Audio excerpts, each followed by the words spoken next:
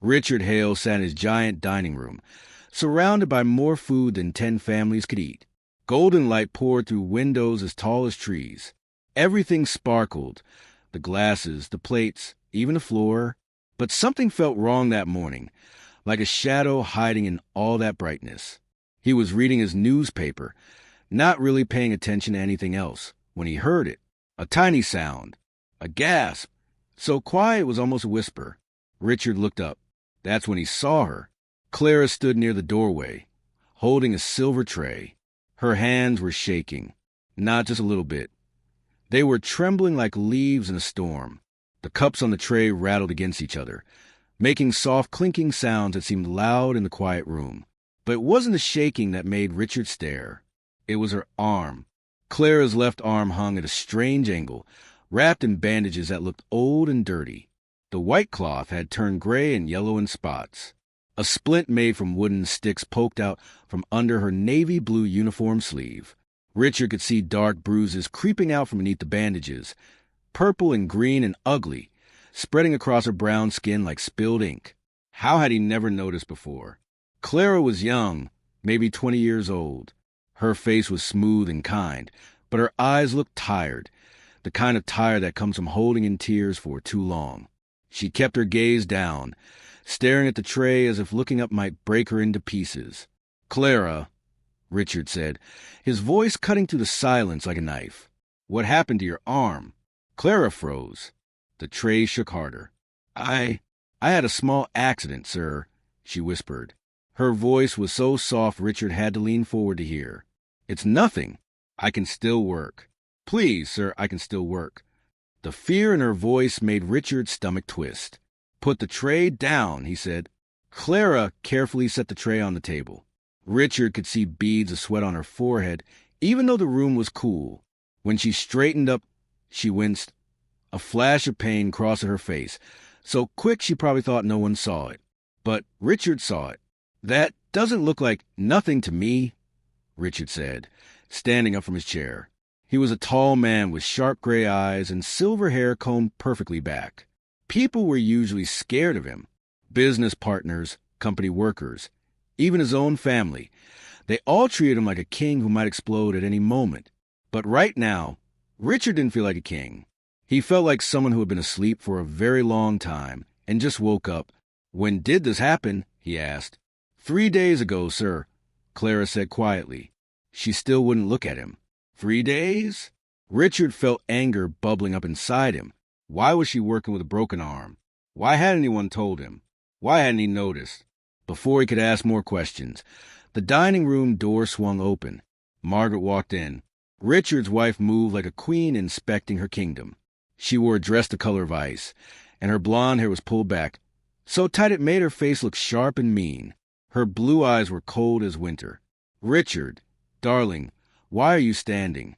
Margaret asked, but her eyes weren't on Richard. They were locked on Clara, like a hawk watching a mouse. "Margaret, did you know Clara's arm is broken?" Richard asked. "Oh, that," Margaret said with a wave of her hand, as if they were discussing a chip plate instead of a person's broken bone. She had a little fall on the stairs. "Clumsy girl. I told her to be more careful, but she insists on working anyway.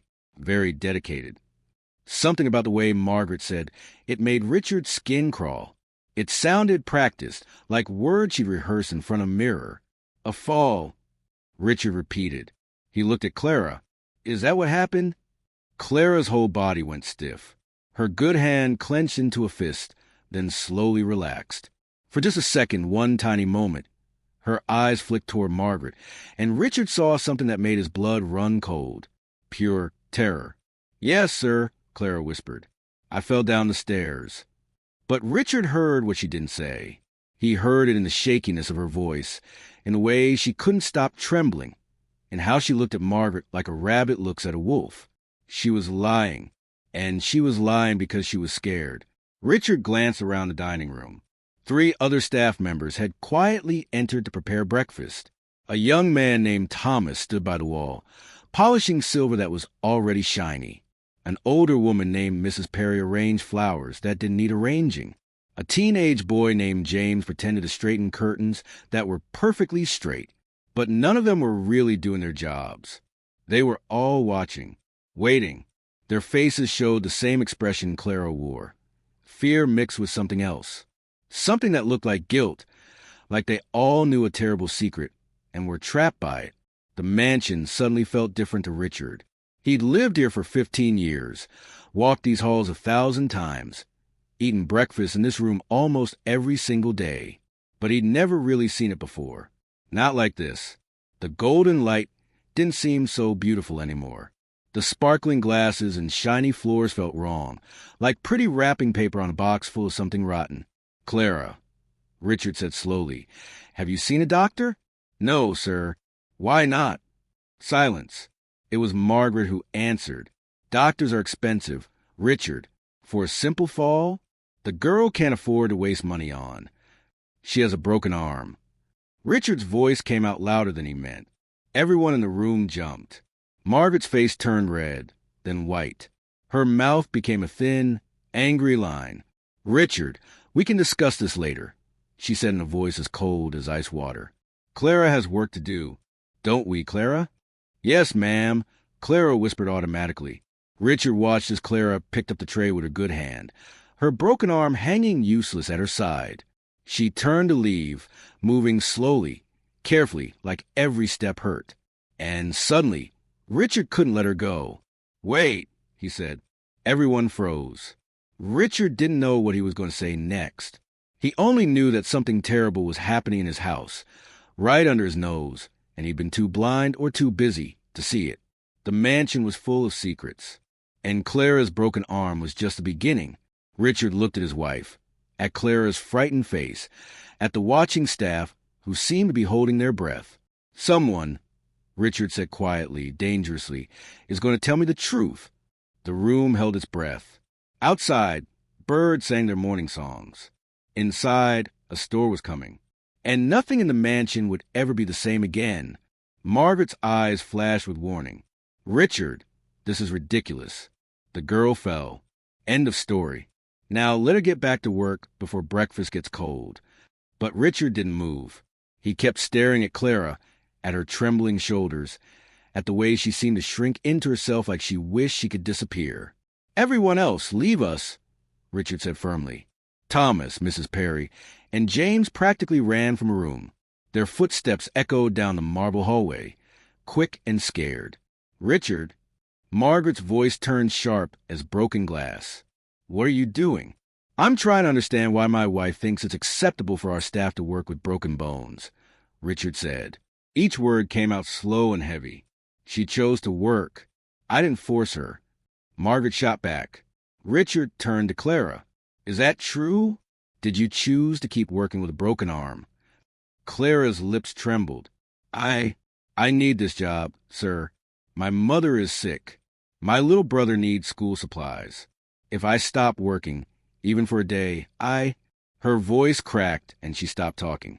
A single tear rolled down her cheek, but she quickly wiped it away with her good hand. Richard felt something break inside his chest. How many times had he walked past Clara in the hallways? How many times had she served him dinner, brought him coffee, cleaned his office while he worked? She was always there, quiet and polite, like a shadow that moved through the mansion. He'd never really looked at her. Not once. She was just the help. That's what he'd always thought. Just someone who worked there, not someone with a sick mother and a little brother. Not someone real. "Margaret," Richard said quietly, "leave us alone." "Excuse me." Margaret's face turned red. "This is my house, too.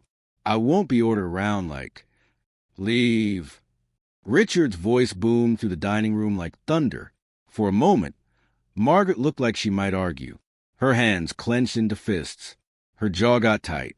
But something in Richard's eyes must have scared her, because she suddenly spun around and marched out of the room.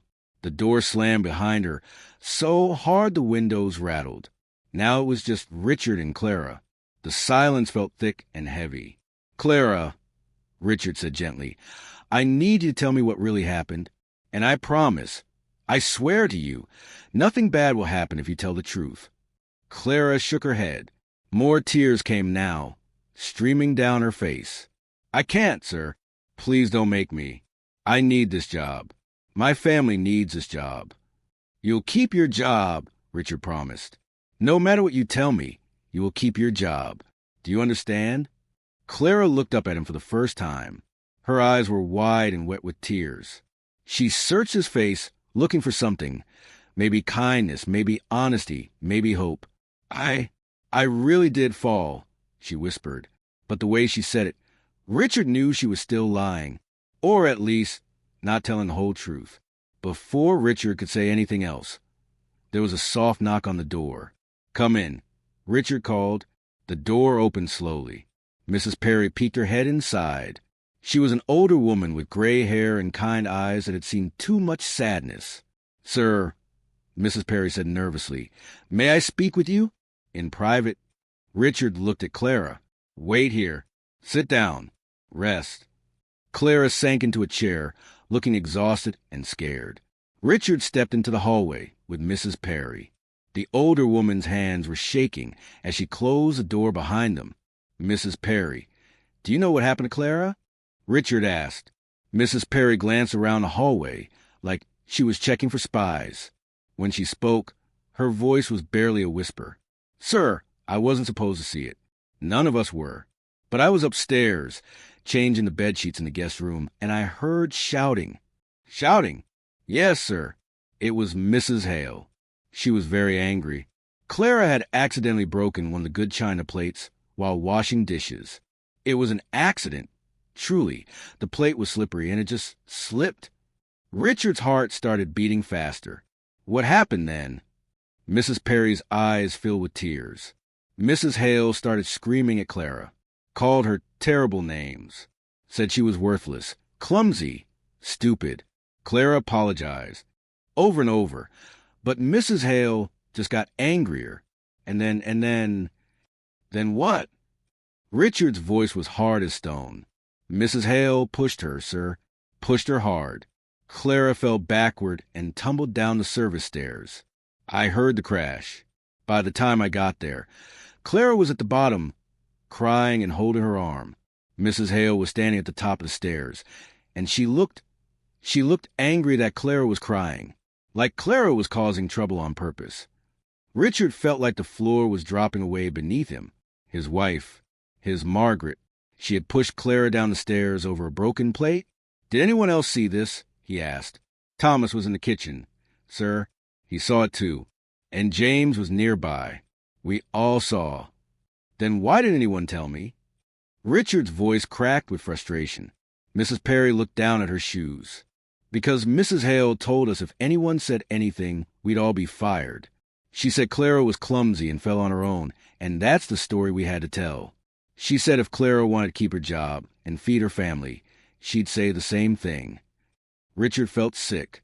Actually sick, like he might throw up right there in his fancy hallway. She threatened all of you? Yes, sir. We were scared. We all need our jobs. Most of us have families depending on us. Mrs. Hale, she can be very frightening when she's angry. Richard thought about all the times he'd seen Margaret snap at the staff over tiny things. A glass left on the wrong table. A flower arrangement she didn't like. Dinner served 3 minutes late. He'd always thought she was just being particular, just wanting things done right. He'd never realized she was a bully. A cruel, mean bully who hurt people weaker than her. Where's Margaret now? Richard asked. I think she went to her room, sir. Richard nodded slowly. His mind was spinning, trying to figure out what to do next. Mrs. Perry, gather all the staff in the kitchen. Everyone who saw what happened. I want to hear it from all of you. Mrs. Perry looked terrified. Sir, if Mrs. Hale finds out we told you, she won't hurt any of you, Richard said firmly. I promise you that. She won't fire you. She won't threaten you. Not anymore. Mrs. Perry studied his face, then slowly nodded. Yes, sir. 10 minutes later, Richard stood in the big kitchen with Clara, Mrs. Perry, Thomas, and James.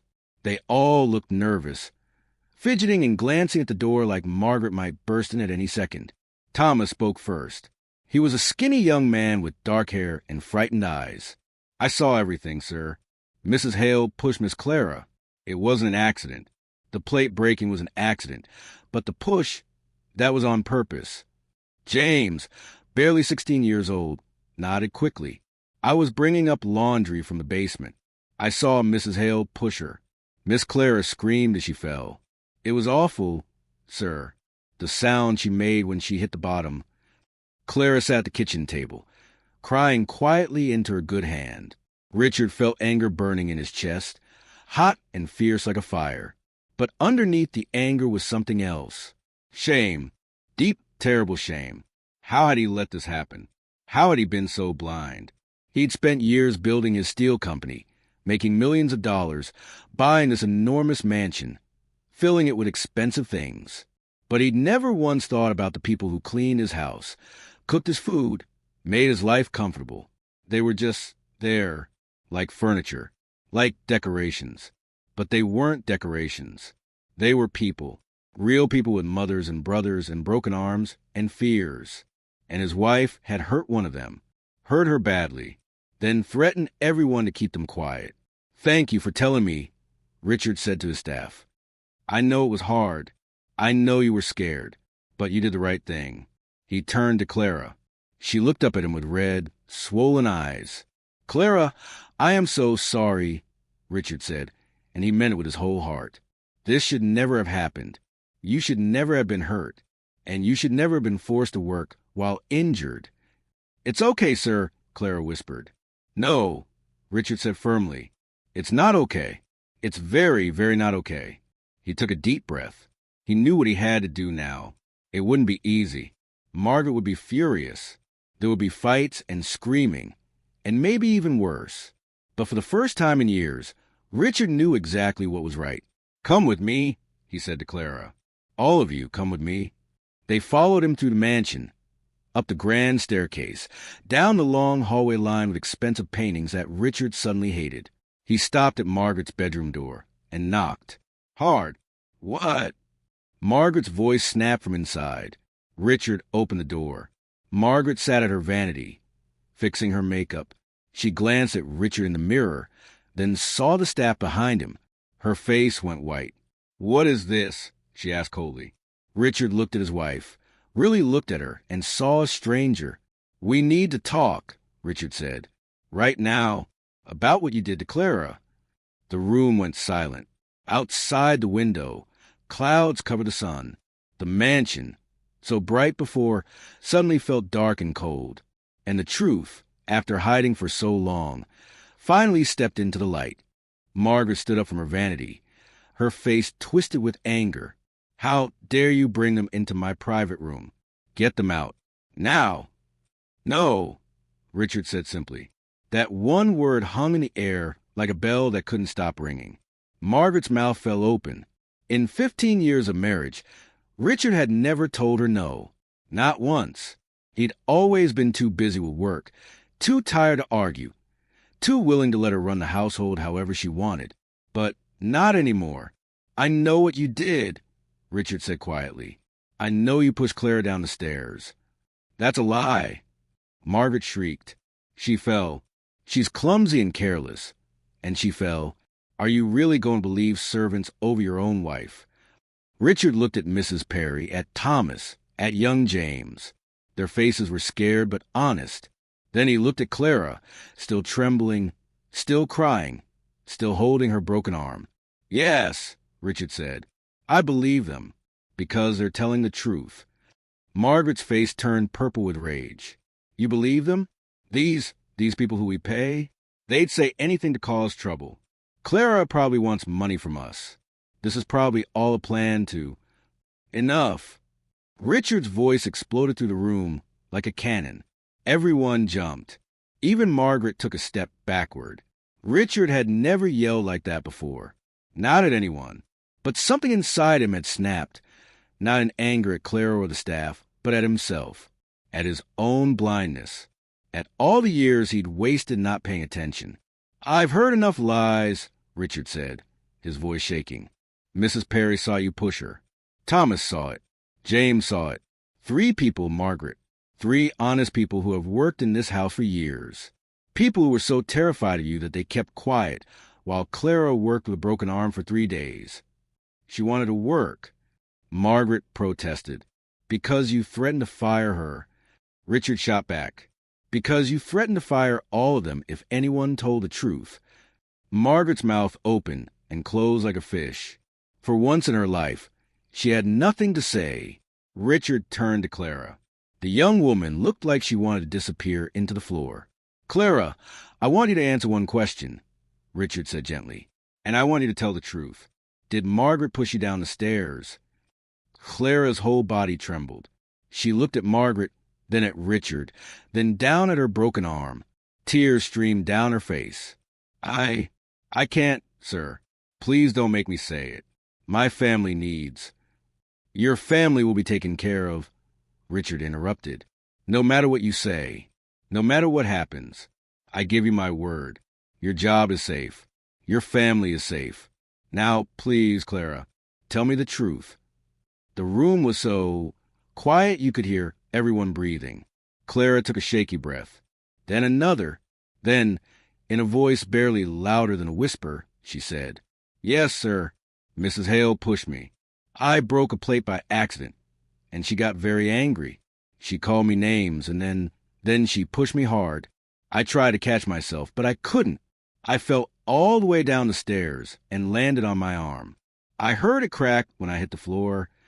More tears came now, pouring down Clara's face like rain. I'm sorry, sir. I'm so sorry. I didn't want to cause trouble. I just needed to work. My mama needs medicine and my brother needs shoes, and we're already behind on rent. And I thought if I just kept quiet and did my job, everything would be okay, but it hurts so much, sir. It hurts so much I can barely sleep, and I'm scared it's not healing right because I can't afford a doctor, and I don't know what to do. I just don't know. Her words dissolved into sobs. Richard felt his heart break into 1,000 pieces. He walked over to Clara and did something he'd never done before. He knelt down beside her chair. So they were at the same level, eye to eye.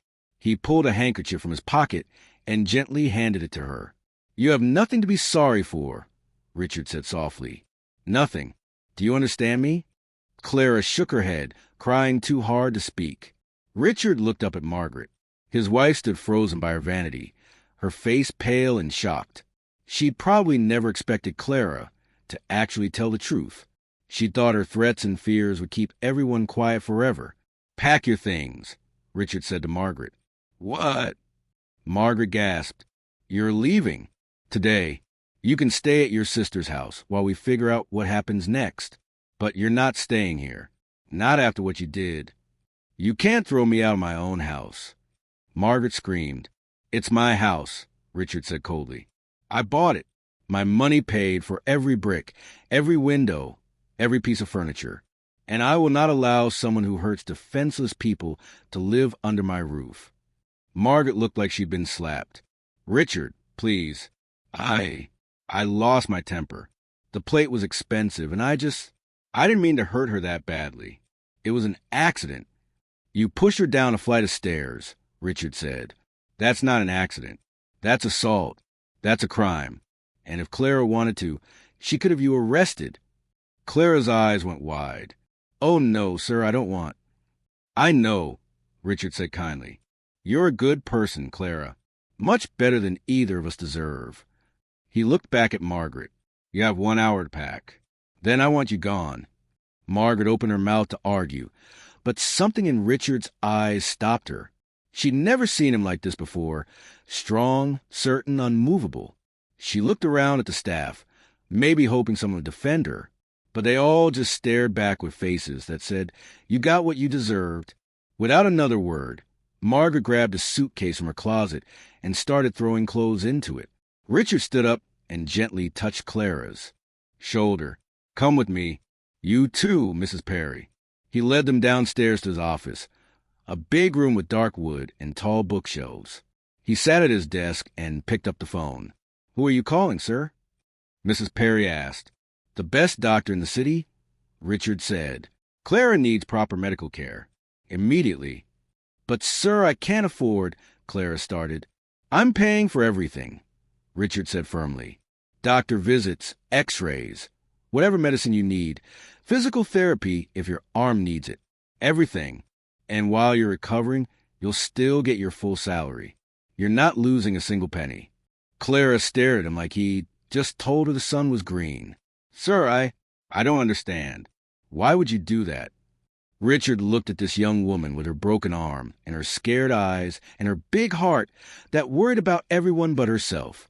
He thought about all the mornings she'd brought him coffee, all the nights she'd cleaned his office while he worked late, all the time she'd been there, invisible and ignored, because it's the right thing to do, Richard said simply, and because I should have been paying attention all along. "I'm sorry, Clara.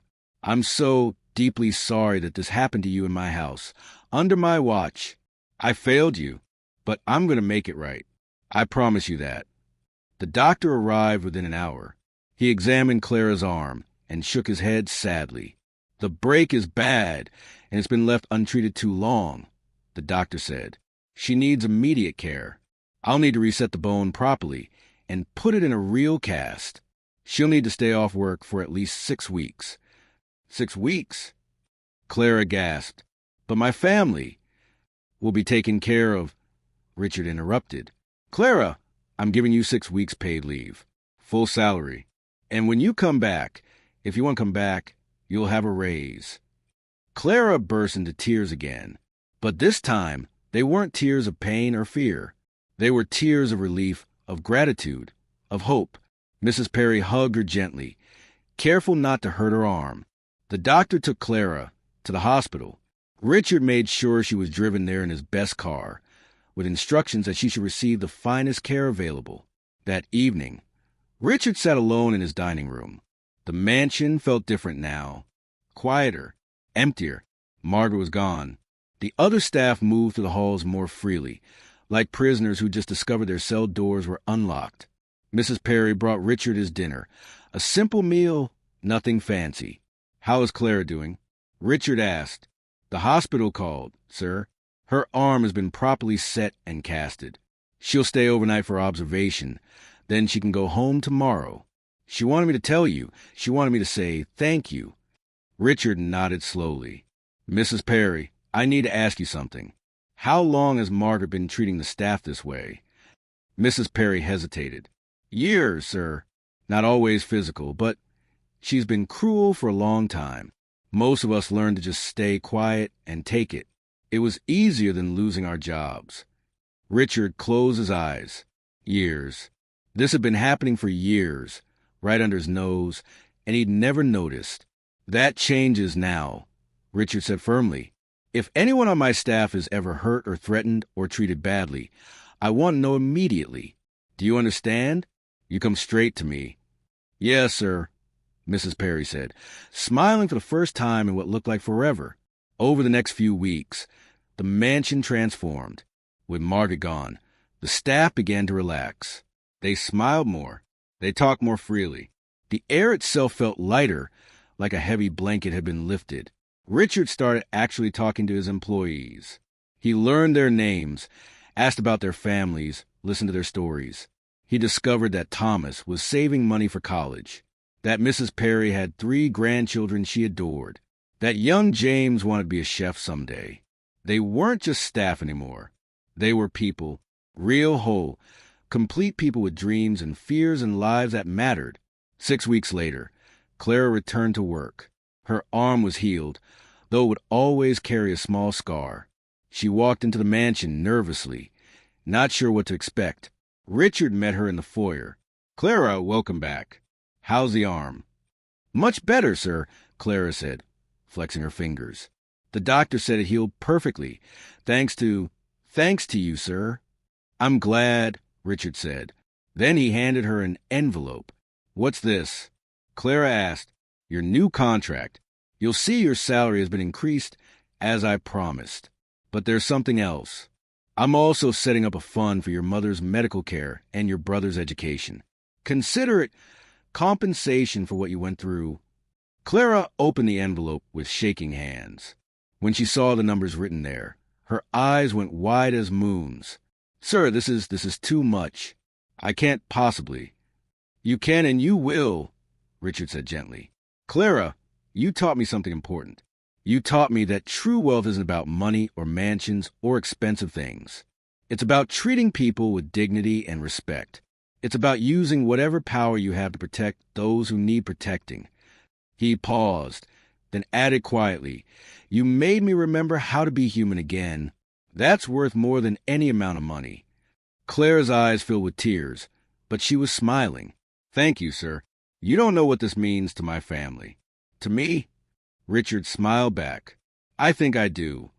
That night, Richard stood by the tall windows in his mansion, looking out at the city lights below. The house was quiet, peaceful in a way it had never been when Margaret lived there. He thought about power and how easy it was to abuse. He thought about how many walls of wealth hid galleries of fear. He thought about all the Claras in the world, people working hard, suffering in silence, hoping someone might finally see them. But he also thought about how one person, making one choice, could change everything. How listening could crack through years of silence. How accountability could transform a place of fear into a place of hope. The mansion would never be perfect. Richard would never be perfect. But for the first time in years, he was trying. He was seeing. He was caring. And that, he realized, was where justice always began, with one person deciding that people matter more than pride, more than power, more than keeping up appearances. Clara's future was still uncertain. The world was still hard, still unfair in so many ways. But today, in this mansion, one young woman had been seen. Her pain had been acknowledged. Her dignity had been restored. And that was a start. That was always how change began, one compassionate choice at a time. If this story touched your heart, share it with someone who needs to hear it. Think about the invisible people in your own life, the ones who serve, who work quietly, who suffer in silence. How might your own choices bring light into their darkness? Sometimes the most powerful thing we can do is simply to see, to listen, and to care. Like this story? Subscribe for more tales about courage, justice, and the power of choosing kindness over cruelty. Because every story we share is a reminder that one person's compassion can change another person's world.